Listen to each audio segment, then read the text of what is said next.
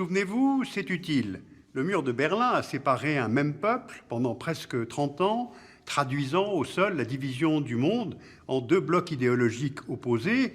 Et avec sa chute en 1989, tout le monde ou presque a pensé que l'on allait vers plus de compréhension, j'allais dire plus de douceur. Or, on constate que plus notre monde est globalisé par les traités de libre-échange, par l'Internet qui lève les obstacles à la communication, plus les murs, les barrières, les clôtures sont dressés comme autant de réaffirmation des frontières nationales. Alors pourquoi? Où est le malaise? Et ensuite, à quoi servent exactement les murs au XXIe siècle? On compte aujourd'hui 70 murs dans le monde, qu'ils soient construits ou planifiés. Ils s'étendent sur 26 000 km linéaires, soit 10% du total des frontières terrestres. Alors par mur, on entend une barrière non mobile aux fondations maçonnées. Ce sont parfois de véritables murs, comme celui construit par Israël en Cisjordanie, ou des clôtures de sécurité, comme celle construite par l'Inde au Cachemire, toujours en litige avec le Pakistan, mais aussi des frontières grillagées, comme celle érigée par le Botswana à sa frontière avec le Zimbabwe. On peut repérer aussi sur la carte le mur le plus ancien qui sépare les deux Corées depuis 1953, le mur le plus moderne qui est le mur électronique que l'Arabie saoudite est en train de construire sur sa frontière avec l'Irak, mais aussi le plus singulier, la digue de sable érigée par le Maroc à travers le Sahara occidental. Alors regardez ce graphique, il montre bien l'évolution du nombre de murs dans le monde depuis 1989.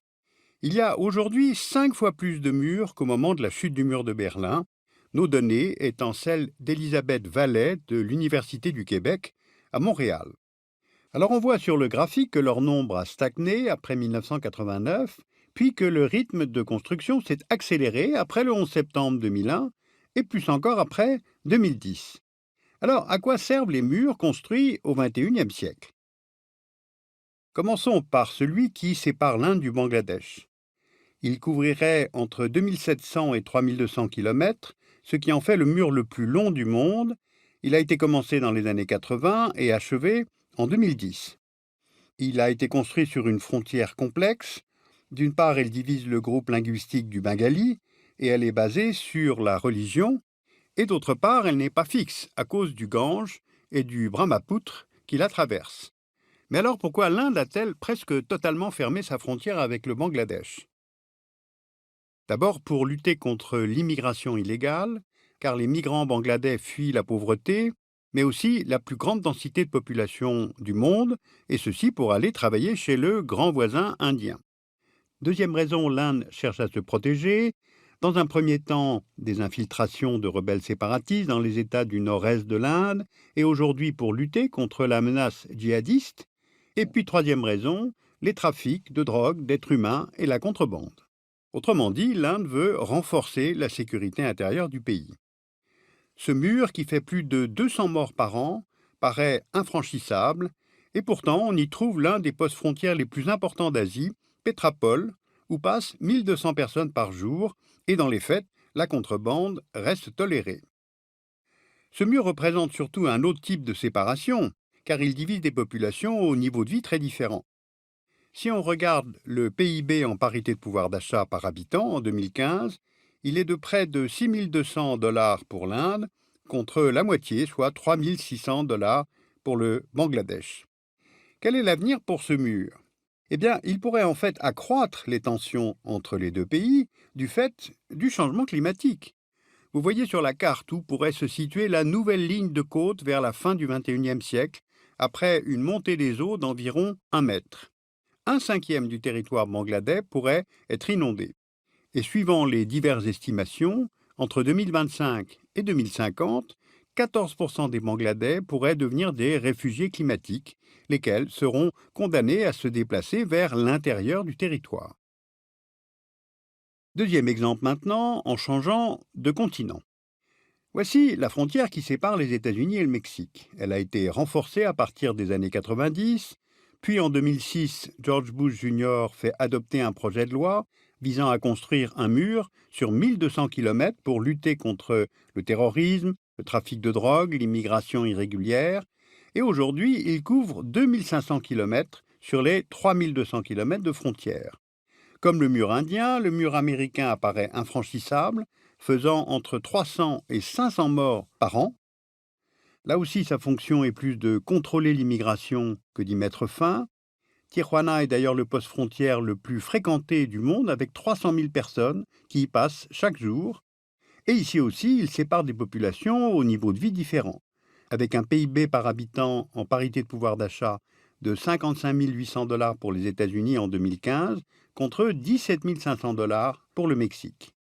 Et ce mur est revenu sur le devant de la scène politique américaine lorsque Donald Trump en a fait une de ses mesures phares en proposant de construire un mur pour clôturer totalement la frontière. Et il a même souhaité faire payer le Mexique pour sa construction. Mais avant de vouloir répondre à une supposée arrivée massive de clandestins mexicains, Trump devrait être un peu honnête avec les chiffres de l'immigration, car si on prend l'évolution du nombre de Mexicains tentant de franchir la frontière illégalement depuis 2000, on voit qu'il est passé de 1 600 000 en 2000 à 230 000 en 2014, soit une diminution de 85%. Alors une telle diminution s'explique en partie par la présence du mur, mais surtout par l'amélioration du niveau de vie dans le nord du Mexique. Et puis, ce mur, de plus, ne fait que dévier les routes de migration. Dans un premier temps, la fermeture progressive de la frontière en Californie a conduit au déplacement des flux migratoires vers l'est, vers le désert de l'Arizona. Puis la progression du mur les a déplacés plus encore vers l'est. Et aujourd'hui, le mur couvre la quasi-totalité de la frontière, sauf 2 sections au Texas, là où le Rio Grande forme un rempart naturel. Troisième et dernier exemple, cette fois-ci, chez nous. Dans l'Union européenne, les murs se sont mis à repousser, et là aussi ne font que déplacer les routes migratoires. Aujourd'hui, c'est à ces marges que l'on construit le plus de barrières. Voici l'espace Schengen, qui réunit 26 États. Entre ces États, c'est le principe de libre circulation des personnes, les contrôles ne se faisant plus qu'aux frontières extérieures. Eh bien, c'est précisément sur ces frontières extérieures que plusieurs barrières ont été construites depuis 2011, notamment au sud-est de l'Europe pour contrôler les flux de migrants, notamment venant de Syrie, d'Afghanistan, d'Irak, d'Érythrée. Il y a tout d'abord la barrière construite par la Grèce, au nord de sa frontière avec la Turquie, face à la ville turque d'Edirne. Elle fait 12,5 km de long. Ensuite, il y a la barrière construite par la Bulgarie, à l'ouest de sa frontière avec la Turquie. Elle fait 30 km de long. Et les autorités bulgares ont annoncé son prolongement sur 130 km à travers les territoires des 3 régions frontalières de la Turquie. Et puis il y a la clôture érigée par la Macédoine à sa frontière avec la Grèce, de part et d'autre du poste frontière grec d'Idoménie. À terme, elle s'étendra sur 37 km. Plus au nord, maintenant, il y a celle construite par la Hongrie de Viktor Orban sur la totalité de sa frontière avec la Serbie, sur 170 km, mais aussi celle qu'Orban a fait construire sur la frontière avec la Croatie. Elle court sur 40 km, tandis que la rivière Drave forme une barrière naturelle sur le reste de la frontière. Et on voit bien sur la carte que cette barrière sépare 2 pays membres de l'Union européenne, la Hongrie étant dans Schengen, en bleu clair, tandis que la Croatie n'y est pas, en bleu foncé. On a un cas de figure identique avec la Hongrie, qui prévoit de construire une barrière à sa frontière avec la Roumanie, ainsi qu'avec la Slovénie, qui construit une barrière à sa frontière avec la Croatie. Voilà donc toutes ces barrières érigées récemment sur les frontières extérieures de l'espace Schengen, et parfois même entre 2 pays qui appartiennent à l'Union européenne. Et de plus, il y a un État qui érige des barrières au sein même de l'espace Schengen, c'est l'Autriche. On voit que tous ses voisins appartiennent à Schengen. Eh bien, cela n'a pas empêché Vienne de construire une clôture de 3,5 km sur sa frontière avec la Slovénie, de part et d'autre du poste frontière de Spielfeld, qui est la porte d'entrée de l'Autriche sur la route des Balkans. Et l'Autriche envisage de construire une clôture de 370 mètres sur sa frontière avec l'Italie, au col du Brenner, qui est l'un des principaux points de passage entre le sud et le nord des Alpes, ce qui est totalement contraire au principe de libre circulation au sein des pays Schengen. Et puis enfin, que dire des clôtures autour de Calais, avec une quarantaine de kilomètres érigés par les autorités françaises, britanniques, Eurotunnel, la SNCF, pour empêcher les migrants d'accéder au port et au tunnel. Les murs ne servent à rien et en plus ils coûtent cher. L'Europe aura bientôt plus de barrières à ses frontières qu'elle n'en avait du temps de la guerre froide. Songez qu'en Bulgarie, qui a connu le rideau de fer pendant cette période, pour empêcher les citoyens bulgares de sortir, eh bien aujourd'hui les autorités construisent un mur pour empêcher quiconque de rentrer dans le pays.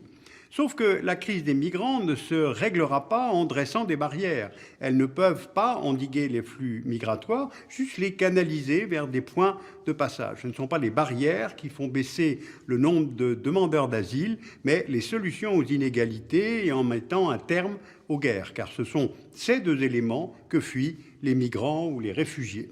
Il faut que les pays européens qui érigent des clôtures sachent bien que le nombre de migrants, de demandeurs d'asile qui traversent la Méditerranée ne va pas se tarir.